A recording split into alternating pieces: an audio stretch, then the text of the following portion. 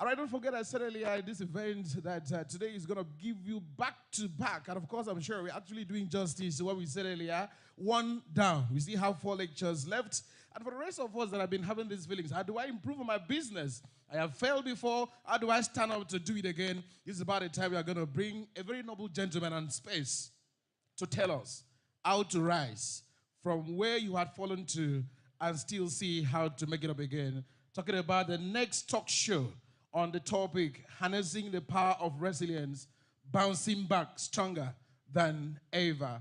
I'll please request that the team should please do justice. Look, try to fix your eyes on the screen closer to you as I present to you the next facilitator. Usen Udo is a business and human resource strategy thought leader with over 32 work experience.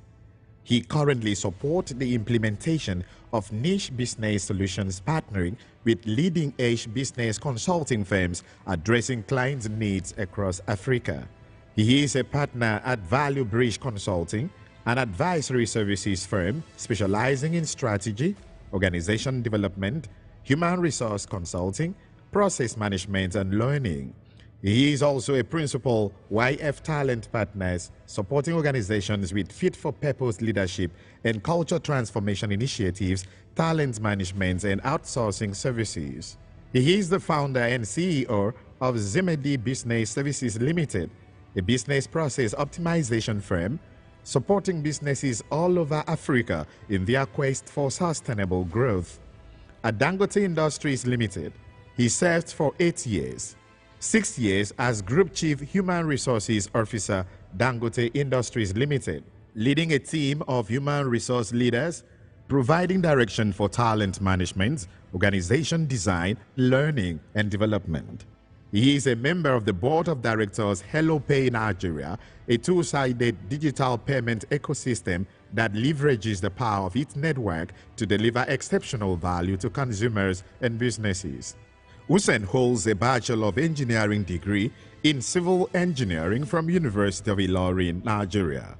He holds a Master's degree in Business Administration from Leicester School of Management, UK. He received further training at the prestigious Harvard Business School. He is a fellow of both the Nigerian Institute of Management and Nigerian Institute of Training and Development. Usen is a well-rounded, multi-talented C-level executive, an avid community builder, a people developer, a father, a husband, a teacher, and a mentor. Ladies and gentlemen, let's welcome our very respectable speaker, Mr. Usen Udo.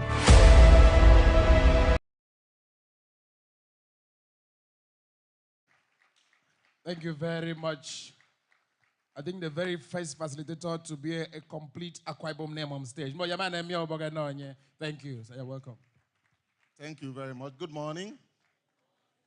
That wasn't sounding like you're excited. Good morning. Awesome, awesome. I'm going to borrow a phrase that I heard yesterday morning from the MD CEO of House of Bora. Tomorrow is very pregnant. What it would bet depends on you. But of no doubt, tomorrow is pregnant. But before I go on, I can see several of you here. Let me just test something. I can't see those of you on the gallery because the light is right in my face. And I think some participants are also on this side. I thought this was the area where the bourgeois were living, the big men. Because I notice people don't typically come here. This is you've been upgraded. So this is Ikoyi. This side, there are plenty. You can't be lucky. This is Munshi. And I identify, this is where I identify with.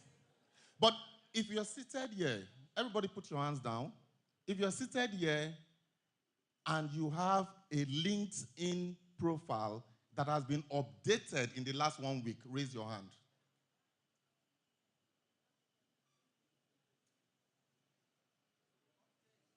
Did you hear my question?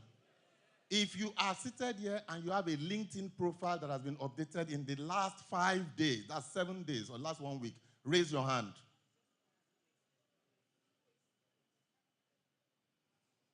And you say you want to be entrepreneurs. You want to run businesses. You want to be operating in the knowledge economy. Less than 10% of you raised your hand.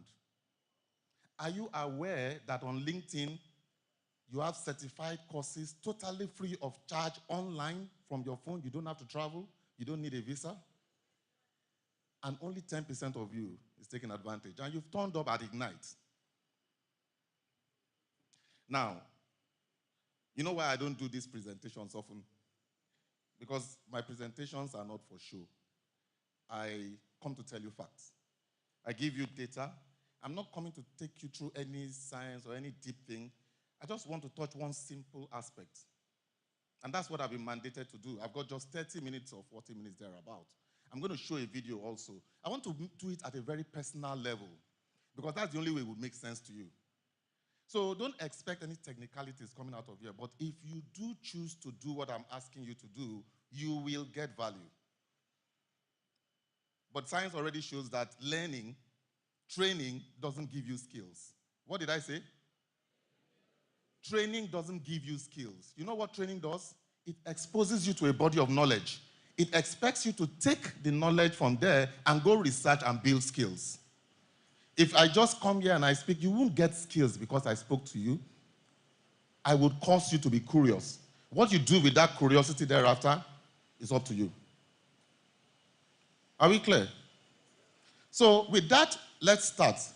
I have been introduced. My job today, come, media people, I have only 30 minutes, so I don't have time to say next slide. So when I say move, you just move immediately, please. No drama.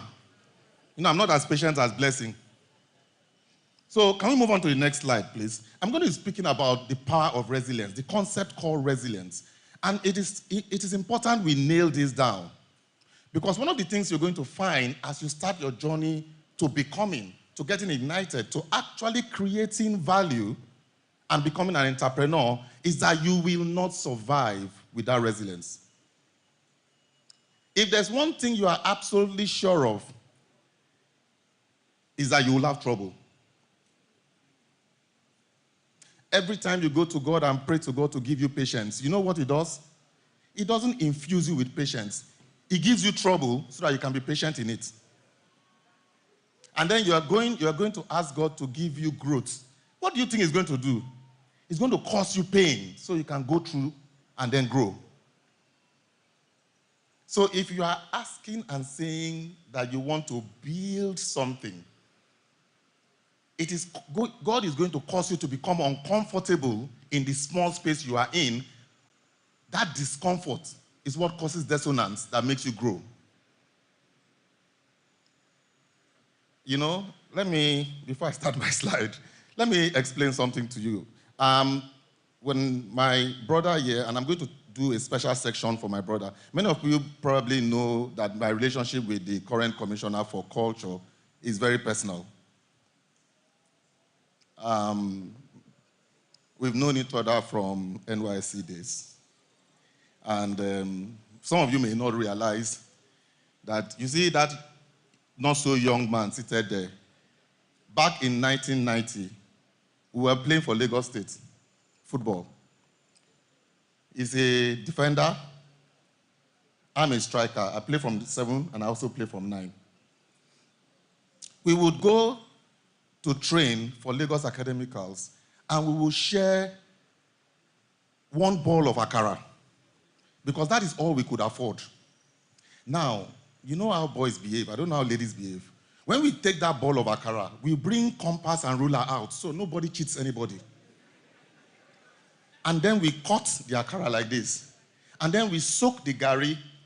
I'm keeping an eye on the gari. He's keeping an eye on it so nobody dips so that the gari swells. And you use your small ball of akara. And this is a true story. Seated there. And we'll share that one ball of akara and eat. And that's what we'll go to National Stadium and train all day till evening. That was in 1990. Fast forward how many years from 1990 to now? This man has worked in at least 4 different banks in Nigeria where he has been the brand ambassador, the face of the bank, and he's seated there. I was born in Shita, for those who understand Lagos. I was born in Shita. I'm a Shita boy. Shortly after I was born, the war broke out. And I don't know who advised most of the Easterners that were in the West that, look, when war breaks out, Yoruba people will kill you now. They will kill you, they will kill you. So a lot of them mistakenly started going home, which was an error because that's where a lot of people died. There are not too many records of Easterners who remained in Lagos that were killed by Westerners. There are not too many records. So I was shipped after I was born in Benin folk. So that's why they call me Usen Ekong. They had to rename me. That's why I'm called Usen Ekong. My full name is Usen Ekong. In all of that difficulty, growing up through the war and returning back, who would have thought that this child who you didn't even expect to survive would become a captain of industries in one day? That's why I'm trying to tell you that tomorrow is very pregnant. You can only see where you are today and you can see the challenges you face. And it seems so daunting and you are like, it's not possible. It can't happen. Tomorrow is pregnant. We only see what you're seeing today. But what is going to turn your story tomorrow to a big story, we're going to go through. Now, what are the agenda I'll cover? Next slide, guys. I'm going to do some appreciation. Let me first of all start by appreciating the organizing committee for a great job. Thank you so much.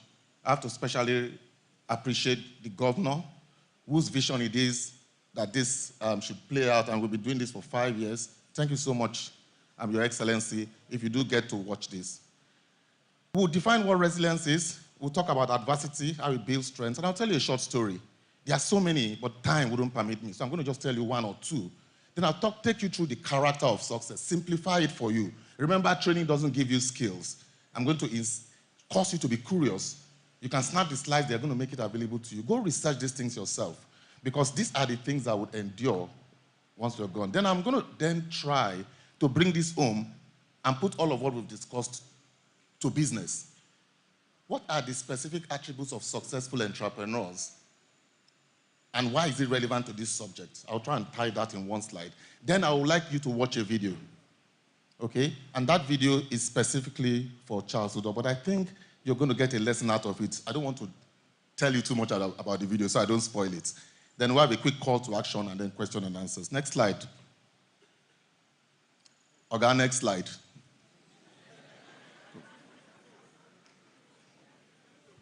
Can someone show me the staircase? I want to ask that guy a small question. Okay, next slide. I'm not moving too fast. I'm deliberate about it because I want to manage my time. I also want to respect my time. Blessing said something when she was up here, and she said a lot. But one of the things she said that caught my attention is that if you have passion without purpose, you'll be frustrated. How many people heard her say that? You heard that, right?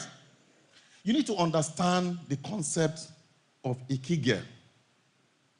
Ikigai is an ancient Japanese concept that truly successful men have studied. It's an entire book, actually.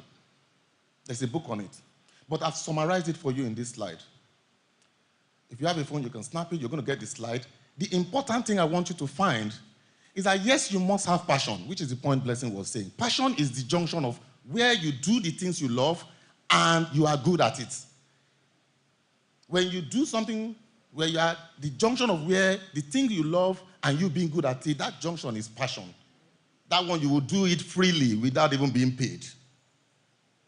But if you are in that junction alone, it won't take long before you get frustrated. You need to find that space where you are doing something that you love and the world needs it. When you're in that space, you make money. You will make money. But the best space to be is in the center. That is purpose. So before you set out saying you want to be an entrepreneur, Blessing has talked about being an agriculturist. A lot of you will say, I'm an entrepreneur back in there. I get we found 30-something million. I get we found $30 million. I better calculate. I couldn't tell you that. Now, my fan can pay 30-something million. Ufok,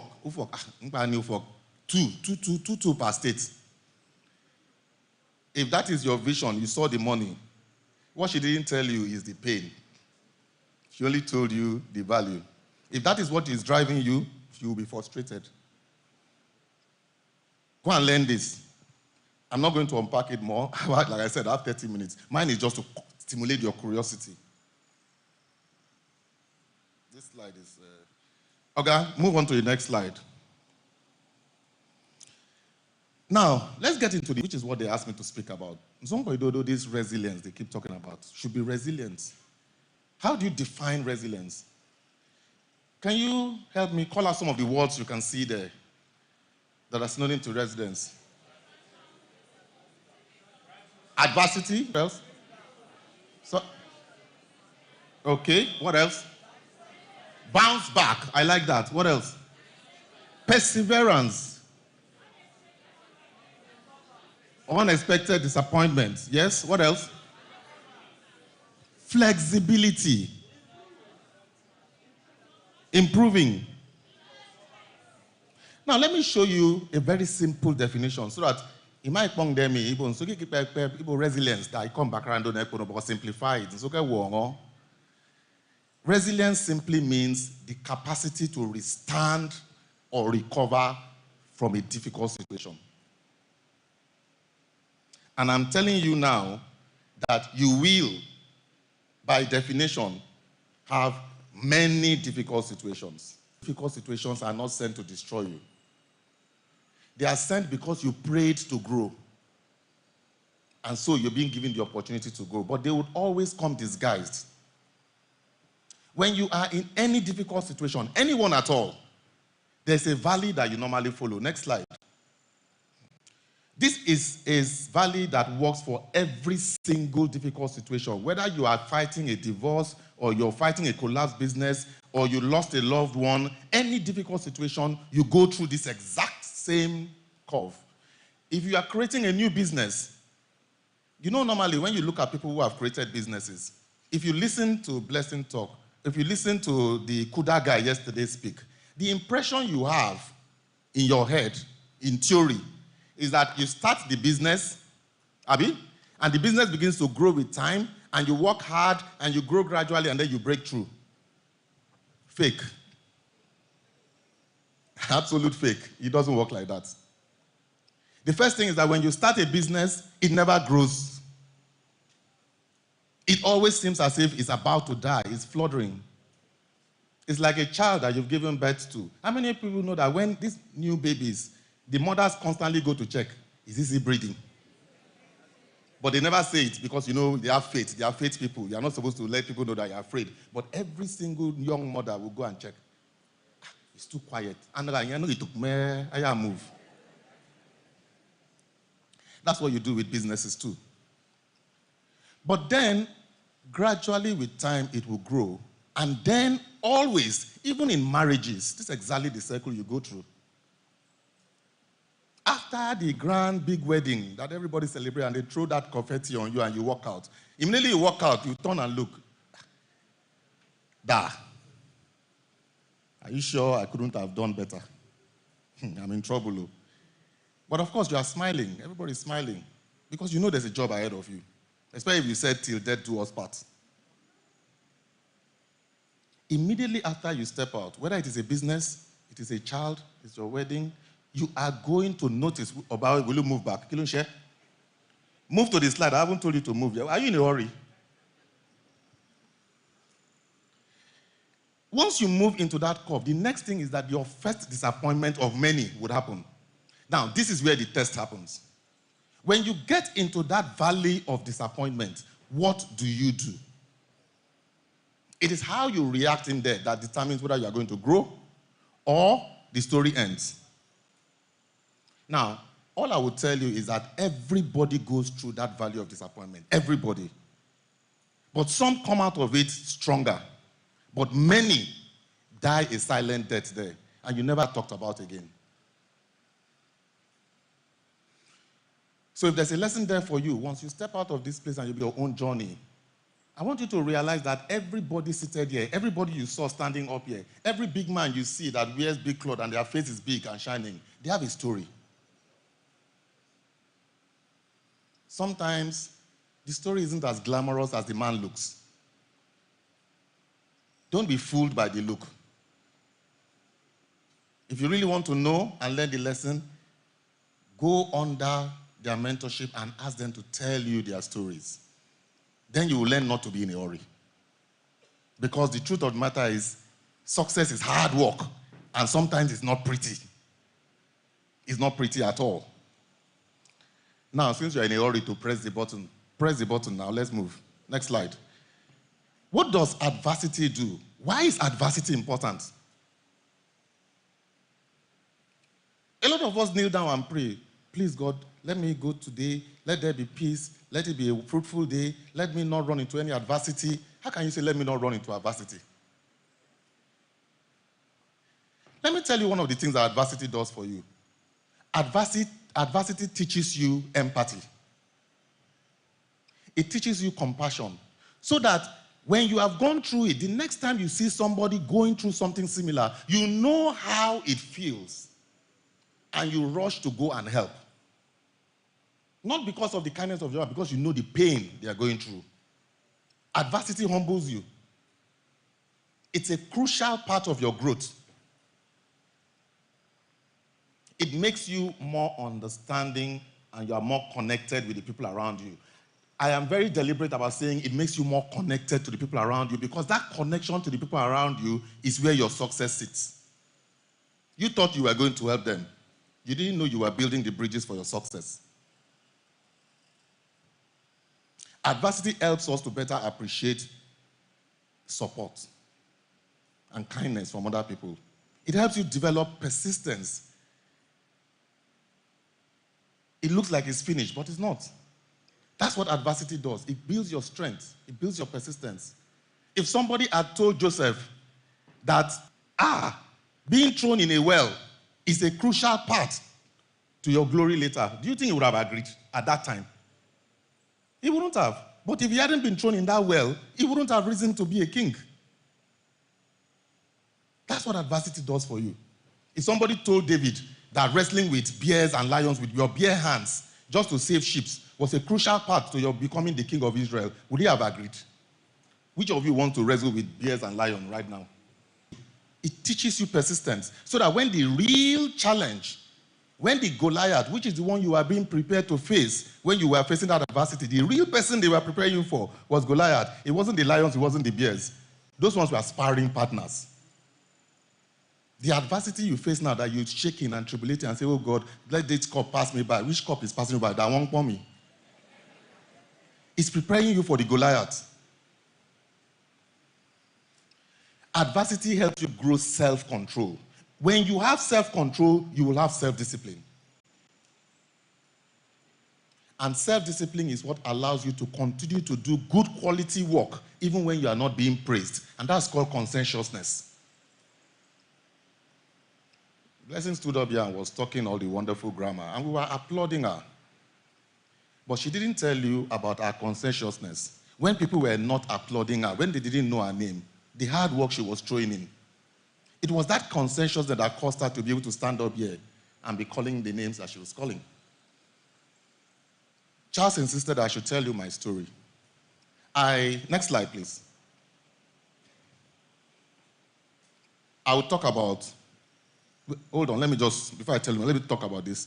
I've talked about adversity, and some people may misunderstand what I've said. So let me quickly correct this before I tell you the story. When I say adversity, there's a flip side to it. When you subject, particularly a child, to consistent adversity, something that is outside their control, you need to be careful because it can do the opposite. When people are constantly subjected to adversity that they have no way of dealing with, they learn hopelessness. They learn helplessness. They begin to get their wiring in their brain to say they are a victim. And that is very, very, very difficult to repair. Poverty is one of the things that teaches our people hopelessness. It affects the way the brain is developed, especially in young children. The stress hormone, when it's there consistently, they are faced with abuse. Those stress hormones affect how the child grows. The child becomes hypervigilant. Hypervigilant means they can't learn.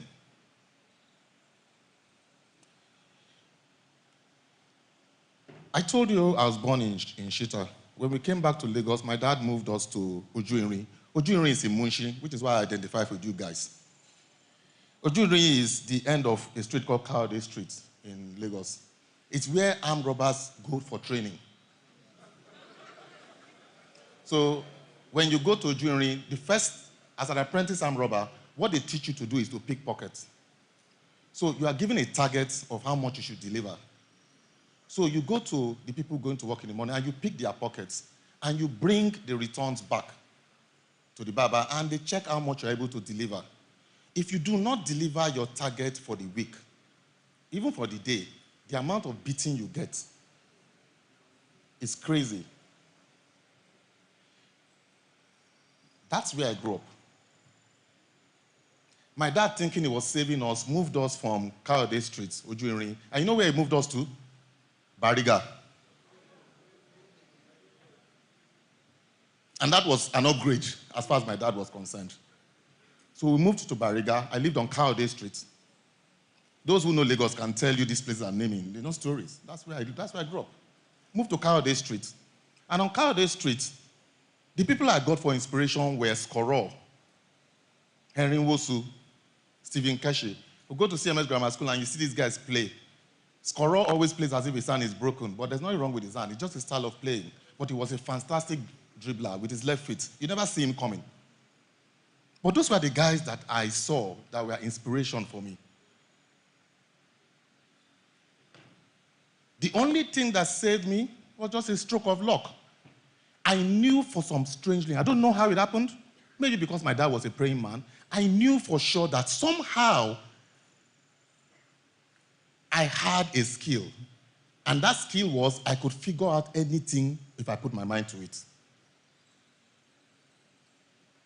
It was just something that I knew inside of me. And it was fueled by the people that I ran into, not by design.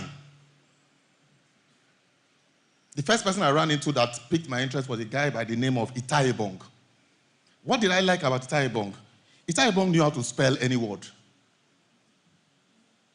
He schooled abroad, came back with his parents, and they, you know those people, abroadians who came back, but they're not too, so it was around our neighborhood. So he would do some craft work with St. Louis package. Many of you know, do you know what St. Louis is? They still make those things. St. Louis sugar. He will take the package of St. Louis sugar, cut the phrase open, put a broom inside it, and put paper and make a TV out of it. And I used to learn how to do that with him. But Ibom could spell anything. I knew the words, but I couldn't spell them. But Ita could spell anything. And so very quickly, I started learning to practice to spell. And then I realized that what was driving Ibom to be able to know all these words was because he was reading a series called The Famous Five and The Secret Seven. These were books that he brought back from staying abroad. He had almost the full set of Famous Five and Secret Seven. So I started reading the books, not because I wanted to read, but because I was tired of having to tell Ibom to spell words for me when I'm doing my own TV. This is true life, so that's exactly how it happened. But that habit of reading Secret Seven, Famous Five, translated to my reading James Hadley Chase, translated to my reading Robert Ludlum. And that is where my reading came from.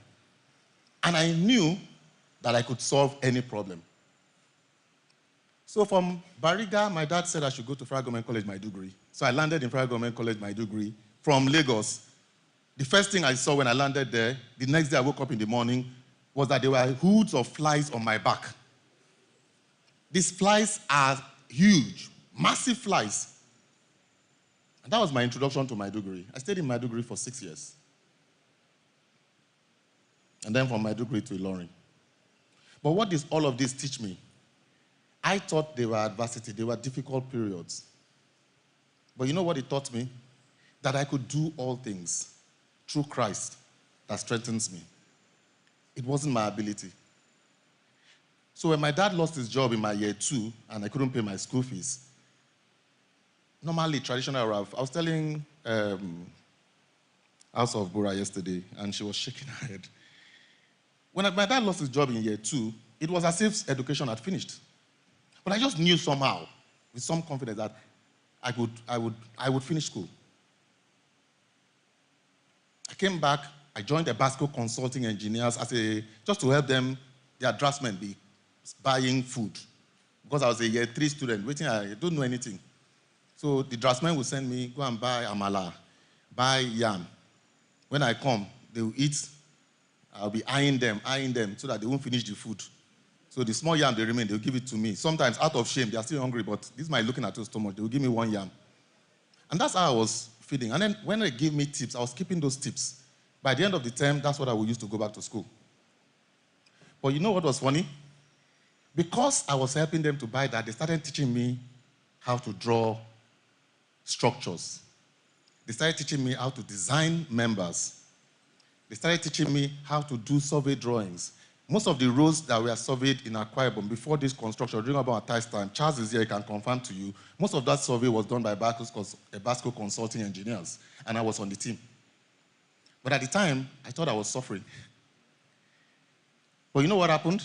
By the time we moved to year 4 and 5, all of the subjects that I was taught in year 4 and 5 were things I had practiced in Basco Consulting. You know what happens when you do a 6-credit course and you score 98% in a 6-credit course? Survey, structural design, highway design were all 6-credit courses. And in none of them did I score less than 98. Cumulative. Adversity grows you, but persistent adversity is not good. Next slide, move on. Time. So the big things you see today, they always start as small things. You don't break a rock by smashing it once. You smash it multiple times until one day, eventually, a crack occurs. The crack is always small. But then you keep going at it, it falls apart. And then someone says, wow, you broke this mighty rock. No, you didn't break it overnight. The 1,000 strikes that brought that small crack is actually what broke it, not the one strike that tore it open. Next slide. I'm going to tell you this final story, and I'll rush up and finish because of time.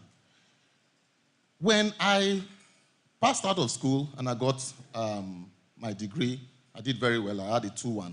I missed first class with 0.25%, which I begged and begged and begged at the Senate to give me. They said no.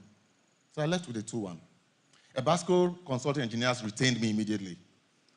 After retaining me, I worked with them for 18 months, and some of my friends from University of Ilorin came around and said, listen, there's a company, an American company that is hiring people. True life story. I hope I do have time to finish this story because there's a video I want to show you, but I have to rush. True life story. Kunle Ajayi drove his mother's station wagon, came and picked me from Ilaje, where we were living. I said, come with me. There is an American company that is hiring the best skills. People from Ife, Harvard, INSEAD have come back and they've joined this place. But University of Ilorin people are not joining. Let us carry our best people. Let us go and try and at least get one person in.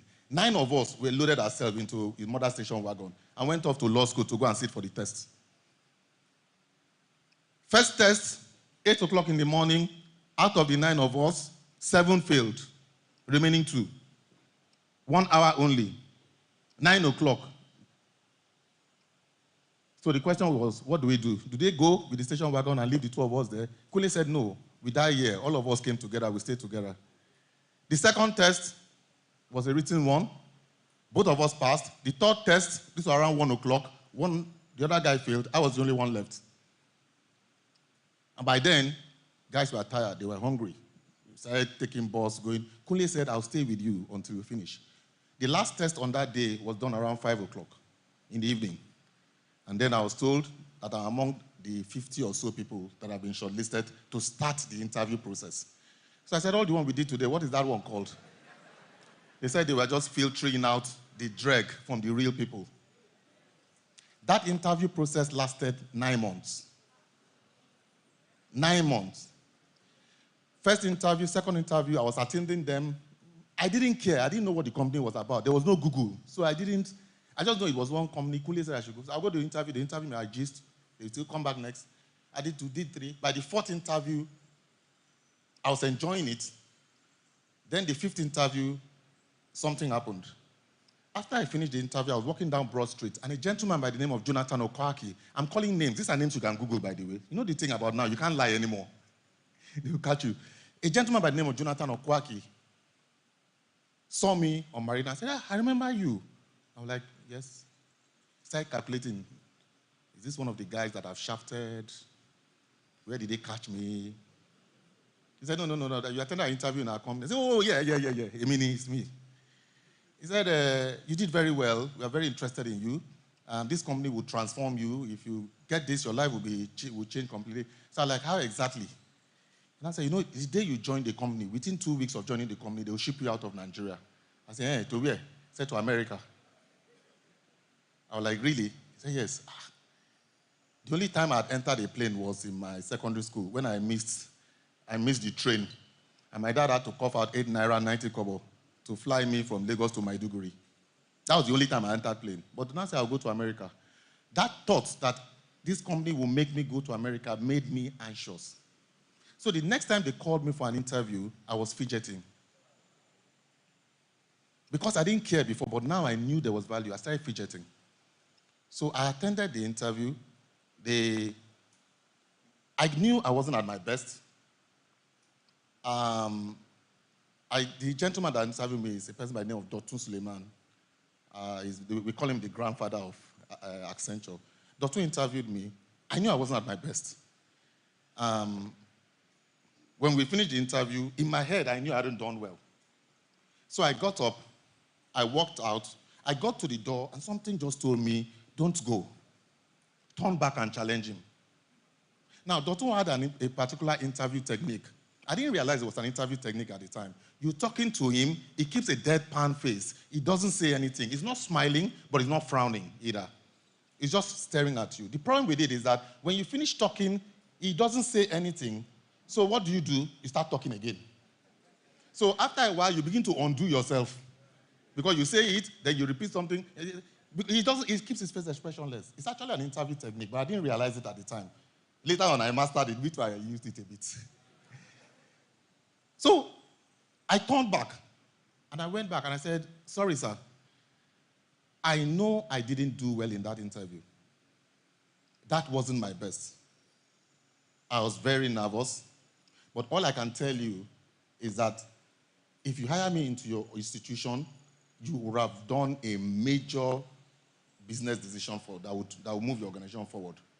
And Dotun lifted his head up. I still remember very clearly. Even I told him at his birthday, and he remembered, funny enough. Dotun lifted his head up and looked at me and said, young man, you are a diamond in the rough. And I remember that statement. Young man, you are a diamond in the rough. I left. Cut long story short, I was given employment. I joined. They gave me my salary. My dad is dead. Daddy, please forgive me for what I did then. They gave me my offer letter. When I saw the figure they wrote on the thing as my salary, I had to Tipex the 3 in front of the 36,000 naira per annum. I changed the 3 to 1. So it became 19,000 per annum. And I took the letter of employment home and I said, Daddy, see, they've given me employment. My dad looked at it, 19,000 for a young man like you? They want to kill you? This is going to destroy you. This is too much money. In my head, I was thinking, if only he knew that it was actually 30. But guess what? That's how I joined. Now, why is the story? All that part wasn't the story. 2 weeks later, Rosalind called me into her office. Hussein, do you have a passport to travel with? I said, yes, I'm always walking around with my passport. Give me your passport. So I brought 2 passport photographs out. I said, this is my passport. She looked at it and said, yes, this is good. Where's your international passport? I said, international passport. Kilo Njebe. Said, you need international passport to travel. I said, yes, it is true. It is true. Of course, it wasn't true. I didn't know anything. He said, you don't have an international passport? I said, no. He said, okay. He called one of the guys in the office. They carried me to secretariat. That day, took pictures, did everything. Within a week, my passport was out. 2 weeks later, I had landed in St. Charles. The picture you see here is a place called the Q Center. It used to be called St. Charles. It's 1 hour outside of Illinois. It's a quiet town. Less than 100,000 people live in it. Accenture had a training center in there. Every person hired in Accenture, everywhere in the world, once they hire you, you converge at the Q center from all over the world. And the rule is simple. 5% of you must be fired. 5% of you must be fired. It wasn't a case of you are bad. It was a case of we must trim the tail. So you've brought the best in the world and you've gathered them in a center and you are going to keep them there for 6 weeks. At the end of 6 weeks, 5% must go. Yeah, I was.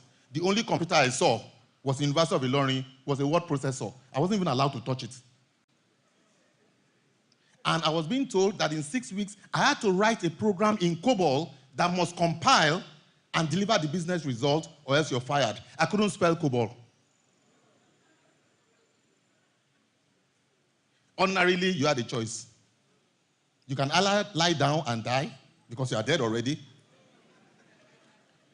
or you can get up and say, I'm dead already, so why don't I fight? When I thought back and I remember that I have 7 sisters, I'm 5 years older than the one following me. All of these guys depend on me. I have a mother, I have a stepmom, my dad was alive. How do I go back and tell them they took me to America to disgrace me? Who can make a difference when they? It's not possible. We die here.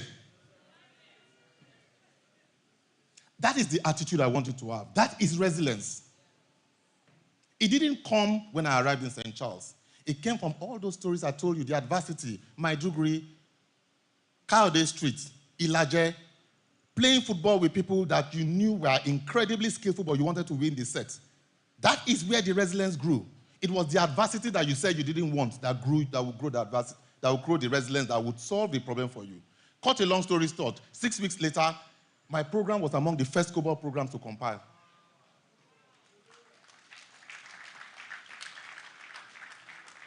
But that is what started my journey to where you see me standing here today. I have built systems. Some of you can Google the name NIPEX, Nigerian Petroleum Exchange. This is a solution we built to ensure that we can procure within the Nigerian oil and gas space. Before all the IOCs were the one procuring. I built NIPEX from a blank sheet of paper. Blank white paper. I wrote out the concept, drew the thing out, corrected with body. We carried it to the then president, through engineer Funshoku Bolukun, to President Obasanjo. When he looked at it, he said, Bode, can this thing work? He said, Usain, explain it. I was there shaking. I think so, sir. Are you sure? Okay, I back you guys up. That was OBJ for you. We built NIPEX from a blank sheet of paper. Today, NIPEX is still running. It's never gone down once. How many of you know that the Federal Ministry of Transportation is the first ministry in Nigeria to run totally paperless? A ministry in civil service. Federal Ministry of Transportation runs totally paperless. It's totally digital. It's powered by a lady by the name of Dr. Magdalena Jaling, who were in the same class in Federal Government College, Maiduguri. When I told her I had left Dangote, she called me and said, listen, I want to do something totally different before I leave the ministry. We conceptualized Faltra, built the solution, trained the people, got it up and running in less than how many months? She won an award just 2-3 weeks ago. That was a project that I delivered. Adversity creates opportunities for you. Charles said I should tell you my story. I have told you my story. Next slide, please. Next slide, Oga. You don't sleep. You're enjoying the gist. All I'm trying to tell you is that the little things you do work like compound interest. It is not the daily, it's not the big action. It is the small actions.